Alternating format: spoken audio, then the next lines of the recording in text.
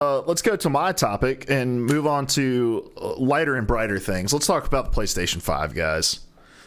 Not PlayStation 5, guys, like a mashup of the console and the burger restaurant. I would buy that. I would be all over that too. Circle Hunter in the chat says, ban a pro player, take his prize money, kill our player base, have a pint, and wait for it to all blow over. Yep. That's Blizzard's approach right now, apparently. All right, so yesterday there was a Wired article, as has become stock and standard for the way that Sony communicates with its fan base. I want to ask about it here in a minute, but this is Peter Rubin. He got to sit down with Mark Cerny and talk through some of the features coming to the now officially announced PlayStation 5 that will be coming in, surprise, surprise, holiday 2020. Nobody was talking about that or guessing that. Let's get into the details in just a second. I do want to start by talking about the fact that they're disseminating all of this information through Wired.com. Why? I wonder if the hardware angle, like, it makes sense to me on some level, but yeah, I don't know. Yeah, I'm not sure what the I think that's probably the reason. But it's been so consistent. Mm-hmm.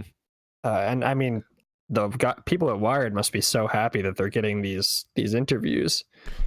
I would be, but yeah, I have somewhere along the line they thought that they agreed that was the best strategy. Like, you have to wonder if it's some sort of promotional engagement or something, but they would disclose that if that was the case. Yeah, they would. It doesn't seem to be that. I mean, Wired's not getting anything out of it other than the traffic, obviously. Which, good lord, which is I'm sure astronomical. Yeah. Not that Peter Rubin probably gets paid per click. No, I doubt it. But if he did, he'd be swimming in it. Yeah, it's really strange because it's so canned too. Like, Mark Cerny clearly has guardrails around what he's able to talk about, and it just doesn't, like, why don't they just release a PlayStation blog, drive all the traffic to your website where you can get them to explore other things, like, hey, read this article about Concrete Genie or something like that. Like, you're not getting that by publishing this stuff on Wired. It's just a really, really strange move. But anyway, I know that's not why people are listening to this topic. They want to get into the nitty-gritty details of it. First of all, what isn't included in this, we don't see any actual hardware mock-ups or anything like that, despite the fact that the PlayStation blog that announced the Wired article really made it seem like we are going to get our first look at the PlayStation 5's controller, which I was very disappointed by. But to start at the top, in the first announcement, they talked about how there was going to be ray tracing capabilities and all other kind of technical mumbo jumbo that we really don't give a shit about. Yes. Real quick, you missed the actual first announcement, which was my favorite. What was that? The name of it is the PlayStation 5. Oh, yeah. Yeah. I died laughing because the guy says, I feel like a huge weight has been lifted off my shoulders. And I was like, yeah, man, that was a heavy secret to carry. And that was Jim Ryan that said that, right? That he felt like it had been lifted off. Yeah. See, Jim Ryan is still ready to answer. The console, he tells me, will be called PlayStation 5. Quote, it's nice to be able to say it. Like a giant burden's been lifted from my shoulders, end quote. Like, poke around the internet and see. I would dare anybody to find one instance where somebody calls it something other than the PlayStation 5 before its official announcement. I was kept up at night. Now, if they'd have come out and called it the PlayStation 8, that would have been understandable. Pulled a real Windows move or iPhone move. Like, we're true next gen. We're 3 gens into the future. That's right. 4 gens. Because we've got ray tracing that is apparently going to be a hardware-based solution. It was originally speculated that it may have just been a software solution, but Mark Cerny assures us that it is a beefy boy in terms of performance. It's going to have a 4K optical Blu-ray player in it, so catching up to the Xbox One S there. Great job. Sony including technology that you own and a console that you make. Fantastic. Classic. Well, Sony owns a portion of it. It's owned by a bunch of different hardware makers, but then he gets into some cool stuff here, and let's tackle this kind of piece by piece, I guess. He first starts with solid state memory. Obviously, it's going to be faster. It's going to save space on games. And the way that they explain how it saves space was really interesting to me. And I'm sure I knew this in a previous life in taking computer science classes in high school or whatever. But when you have a disk-based software, each individual element of the game exists on a specific portion of that disk. And what's explained in the article is that in order to get things to load faster, you have a lot of duplicate items. So like if a lamppost has to be rendered over and over and over again, but in different areas of a map, there's going to be a lot of different places where that same exact file exists on the disk. And that's why we've been getting, 88 gigabyte original downloads for games. Solid state memory does away with all that, so it's going to make file sizes smaller. But what's even cooler is they're going to get real creative with the way that we're going to be able to load, manage, and save our games onto our hard drive. So right now, if you pop a game in a PlayStation 4 and the developers enabled this, you can say, I want to play the multiplayer first, and it'll load the multiplayer and then give you the single player. I think Xbox does that as well. I don't know if they do it all together, but the first time I ever saw this was in the Master Chief Collection. And for all the things that it did horribly at the beginning, that was something that it did really cool. Yeah. But they're taking it a step further with the newly named PlayStation 5, where you will be able to say, I just want to download the single player or the multiplayer, and you won't be required to download whichever portion of the game you're not interested in playing. Or if it's a game like Halo where you're like, I want to play through the story once, but then I'm going to play the multiplayer for months to come. Once you're done with the single player, you can delete it off your hard drive, free up that space. So a lot of really unique things being done with the memory there. What are you guys' thoughts on that? It only makes sense, and I hope that this becomes standard on all platforms. As someone whose original Xbox One is now whittled down to only holding 4, maybe 5 games. Yeah, I think the more options you give people to play games the way they want to play them, the better. I would have done this for years. I have no intention of playing the multiplayer. And granted, I have the memory on the Xbox in addition to a terabyte external hard drive, so I'm not wanting for space really. But any amount of space you can save, the better. And it makes it so you don't have to download as much. It's faster download. So I love this. It's a really creative thing to have in the next gen system. Yeah, and I think that's the coolest thing about this whole article is we're always reminded of the creativity of these developers when these consoles are announced and released, and then we just kind of take it for granted as the generation moves on. And so when you get to the next generation, you're like, oh man, what are they going to be able to announce except for it runs faster, it looks better, things like that. But then you're reminded like, oh, there's cool feature sets that are going to be available on these consoles that we probably haven't even imagined yet. I'm sure somebody's imagined this, but not my baby smooth peanut brain. So the next thing they talked about was the updated UI, talking about how the UI is going to be able to give you in-game information without having to load the game itself. So and you will be able to join events from the UI before you even load into the game. So for instance, if I see that Cody is online playing Overwatch and I want to join his party, I don't have to load into Overwatch, find his party and join it. I can just, if his party's joinable, I can do it from the UI, and when it loads in, it'll drop me in his party, which is probably a bad example because you're not going to get dropped in the middle of the game with Cody, but you know, if he's like, hey, come play with me.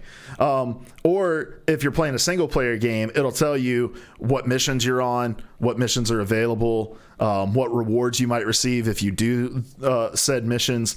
So that seems really cool to me as well. I'm a big like UI refresh guy. I love when UI gets tweaked with. And that's one of those that like I don't know if that's a problem I've ever thought like, man, this is an issue. This is I read that quote that you put in the show notes, and I'm like, I don't think if I really care about that. Like, there's never been a moment where I've thought, oh, I wish I knew what I needed to do in this game. Mm-hmm. I will just know that I want to play this game, and then I play this game. So I don't know if maybe I will start using it more once they put it in there, but at least for single player games, I don't see much of I'm not very interested in this. For multiplayer, I think that's great that you can kind of queue up before you even enter the game. I don't know ultimately how that'll work in terms of like actually joining the games, but it seems like a cool option to have. I think of something like Destiny though that has such long load times. Yeah. And I would love to be able to just, all right, I'm going straight to the Crucible and I load straight there instead of loading screen, hit start, character select, loading screen. Well, presumably the whole goal here in the next gen is to cut down on load times. Mm-hmm. So like how fast do you need to get into a game? I need to be in the game before I even think about wanting to be into the game. Exactly. Right? It's reading your goddamn mind. Oh, real quick. There was a Stadia article today about how they were saying within a couple years they're gonna have lower latency than like hard connections with button inputs, and they're actually trying to get to negative latency where it predicts what button you're gonna press before you press it. I'm like nah, let's just get down to zero latency, dog. Yeah. I don't care about negative. All right, once you start predicting what I'm trying to do, you're gonna fuck me up. Yeah, exactly. Or I'm going to try to fuck with the machine 10 times. Exactly. Well, and I also think, back to your point on Destiny, that's another, like, there's so many resets in Destiny about, hey, here's what you need to do to complete for your reset. That would be useful in that UI as well. Like, oh, I need to complete this strike, or, this set of missions is available with these certain rewards. Like, I see it really working in games as service games, or in like Fortnite, where it's like, here's your challenges. I was gonna say Battle Pass stuff it'd be super great for. Yeah, it's just gonna drive home more and more. Yeah, Battle Pass microtransaction stuff. Let's go, baby. PS microtransaction. Purchase another Battle Pass level from the UI for $5.99. Oh yeah, I forgot to mention that all of these features are available for $18 a piece. So on the PlayStation 5, you get the base model, then you can add all of these for $20 a piece. In case you don't know, that was a joke. Yeah, very much a joke. Very much a joke. Let's talk about the controller now. They talked about two features for the controller. The first was haptic feedback, which is going to replace the traditional rumble. So it's going to give a much greater like range of sensations that can happen in your hand.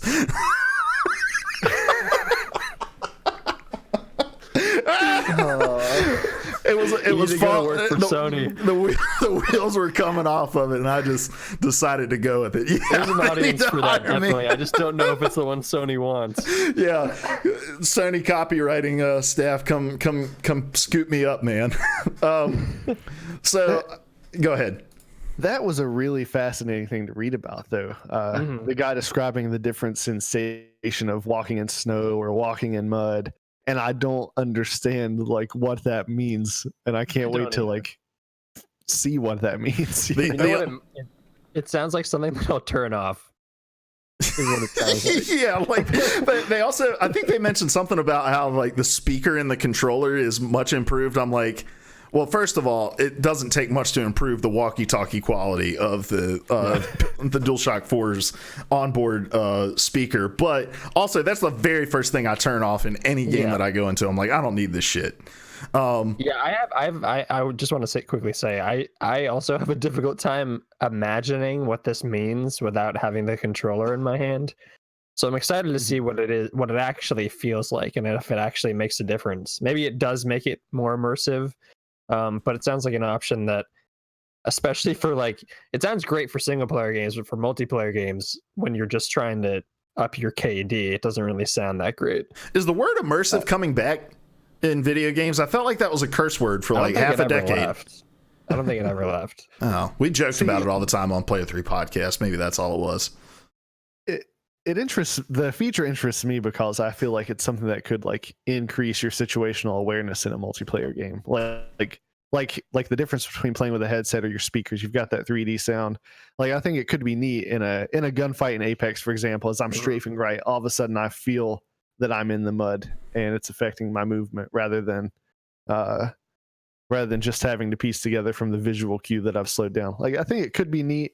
I think you're right that single player applications are a lot more interesting.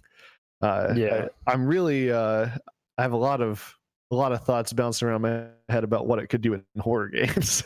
Yeah, well, what immediately sprung to mind was there's an article written about the fact that all characters in The Last of Us Part 2 have heartbeats, including Ellie, the main character that you play as, and so you'll exhale and you'll kind of inhale and kind of move in line with that. So your breaths will get heavier as you run more. So yeah, especially if you take that and kind of translate it into the actual haptic feedback of the controller, I think it could produce even more tension, and yeah, horror games even more so. Like I imagine a scenario where all the lights get knocked out and you just have to navigate by feel. That could be pretty terrifying. Yeah. The other controller feature they mentioned is adaptive triggers, which sounds a lot like force feedback triggers. So you'll be able to feel like tension if you're drawing back a bow. A machine gun trigger pull is going to feel different than a shotgun trigger pull, which is something I've been clamoring for in all of my games. And they also mentioned some applications for it in racing games as well. So really just overall a more responsive, at least, approach to controller design here, which is interesting. My hesitancy with all of this is that if the Xbox controller doesn't have these things, we're only going to see these features used in first-party games. The same with like the light bar, the touchpad, those which aren't nearly as integral as it seems like they want these to be. But I'm sure when they were designing the touchpad, they were like, oh shit, everybody's going to use this for all kinds of different things, They made a big deal out about the light bar. I remember that. Well, was it Alien Isolation where it like monitored the movement of the light bar? Yeah, and they did that in Until Dawn as well. Yeah. Go ahead. And I actually preferred that feature to how they handle the heartbeat in The Man of Medan. In The Man of Medan, you press a button during certain points in the heartbeat to simulate trying to hold still. But trying to hold that controller still was a lot more interesting. I killed characters with that. Which is Larry's goal in those games. So yeah, absolutely. But yeah, I just fear that they're not going to get used all that often. But a couple other interesting notes here was that the adaptive trigger feature was actually something that they had ready to go. They could have included with the PS4 Pro and done that, but they decided to hold off on that technology. I just thought that was an interesting tidbit. But also, there's apparently been some patents that were filed for a controller, and I'll say this at the top: patents are filed all the time. That doesn't mean anything. But in the prototype, the writer Ruben noticed a small hole in the controller, and he asked Mark Cerny, "Hey, is that a microphone right there?" And Cerny was like, we'll talk about that some other time. And so the speculation has been that Sony's going to have a voice-driven AI that you'll be able to talk directly into. And we've been saying that for years, Larry, that they just needed to build the mic into the Xbox controller so that you could use Cortana or whatever voice commands directly from it. Yep. So that was the best thing about Kinect, and you don't need an expensive extra component to have it. Yeah, Larry's very specific use case of eating chicken wings while needing to pause the television. Look, it may be specific, but it's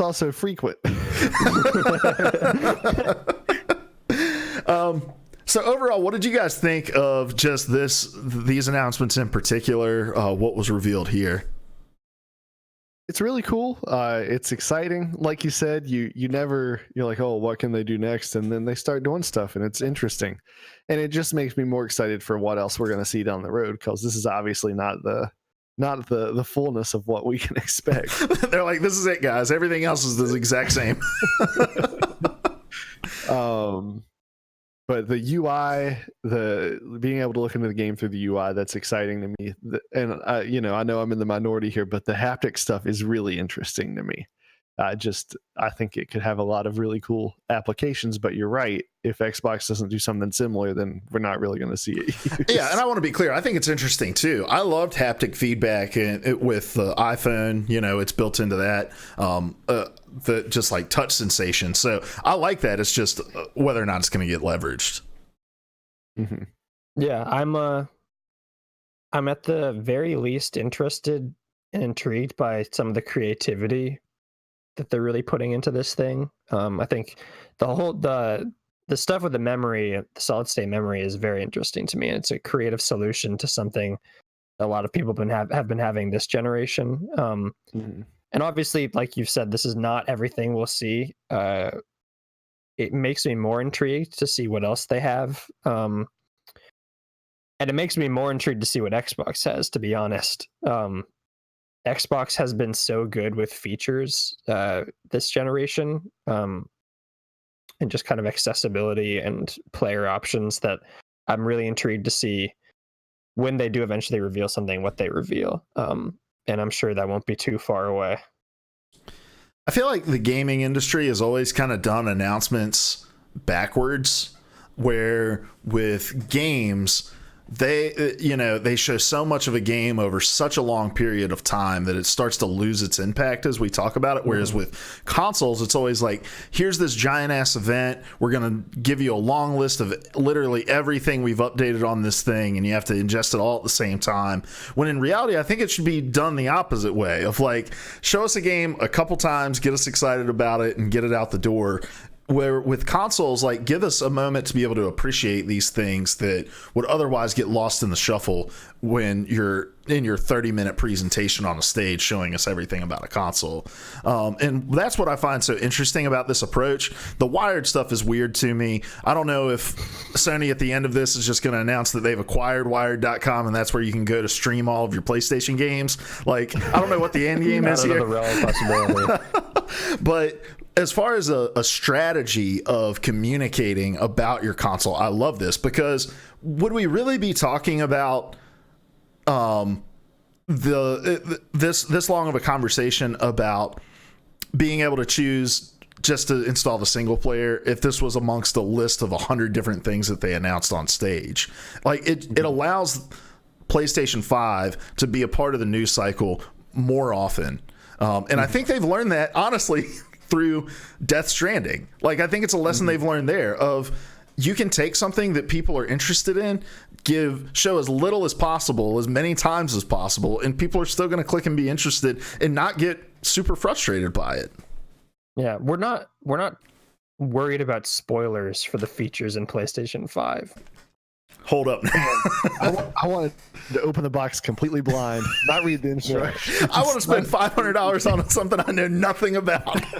Exactly. I just don't, like, you're totally right. I feel like these companies have done it backwards to some extent for so long. Like, I want to know what I'm buying and what I'm laying down hundreds of dollars for before I see it. And you can, especially because they probably won't be revealing the actual box until halfway through next year, they can afford to kind of dribble out all these features, have us talk about them, really come to grips with what the machine is, and then I'm sure they'll still have more surprises when they actually do reveal whatever it looks like. So what I hear you guys saying is that consoles should trickle out information over time, and video games should run an advertisement like the Super Smash Brothers announcement, where you get every button. That's it. That's yes. All I want. That's all I want, man. It's still going, by the way. Yep, it's still going on. Tune into twitch.tv/E3. Yeah. Shit. I was gonna make a point to what Cody just said, and it just slipped my mind. No, it's all good. The joke was worth it. That's Luke's philosophy in all of it. Yeah, in all of Derail life. the conversation. Yeah. It's all good. The joke was worth it. I also think that this is maybe some indication that I think Sony knows that in a side-by-side comparison of the video functionality between a PS4 Pro and whatever the PS5 is going to do, there's probably not going to be as drastic a difference as... so, like, let's talk about the features out of the box rather than... Because that's what the PlayStation 4 announcement, it was all about, like, here's Watch Dogs. And everybody played Watch Dogs and was like, this isn't the same game. Yeah. So I think there's some understanding one quick there. thing about this, because it will be launching in holiday 2020. I have to imagine that just based on patterns and kind of like what we know about how far along the game is, I would have to assume that Ghost of Tsushima is within the launch window, right? There was I saw something this week that was like we still see Ghost of Tsushima as a PS4 title or something like that. So I don't but when is it? It's going to be launching so close to PS5 that it's going to be a bridge title regardless. I mean, that you get more sales, I guess, but I don't want to have to restart the game. I imagine we'll probably get that June time slot, same like the first Last of Us did. Yeah, they did launch with a Sucker Punch game last gen, right? Or this gen? Yeah, they launched with Infamous. Yeah, I guess, yeah, you're right. The Last of Us did launch in June, and they're going to be doubling up on The Last of Us 2 on next gen anyway. So they're going to be doubling up on a lot of shit because Cyberpunk. There's also been no confirmation about backwards compatibility with the PlayStation 5 either. And I think for some companies it's like, why would we? People bought this shit twice, all last generation. I bought Skyrim several times. Yeah. Downloaded it on my fridge. You can get it on a pillow now. I don't know. Smart pillow. Yeah. Oh, that's a real thing. No. Somebody put the opening scene from Skyrim on a pillow as a joke. Oh, okay. I was like, is a smart pillow a thing? Probably is. They do make those pillows that will like glow to wake you up. Mm-hmm. Mimicking the natural sunlight. That would be great. Just waking up on a pillow and you've got that opening line from Skyrim, which I'm blanking on right now. Oh, good. You're awake or something like that, right? Yeah. Yeah. All right. This is off the rails. Any final thoughts on the PlayStation 5? Bring it on, baby. Give it. I'll say this. I'm encouraged by the creativity. The last console generation launch, I butchered all those words. The last launching of the generational consoles. There you go. PlayStation just leans so heavily into we don't care about features. We're the hardcore gamer console. And for me as a consumer, that was like a detriment. I like seeing all this interesting stuff, and it looks like they're being more innovative this time around. So I'm happy to see this. I think it would be cool to do a little retrospective of like what were the out of the box features that the PlayStation 4 really kind of drove home, and how did they pan out over the course of the generation. It played games. Not a real gamer. Yeah, you can watch us trade these games. Cheesily hand them to one another.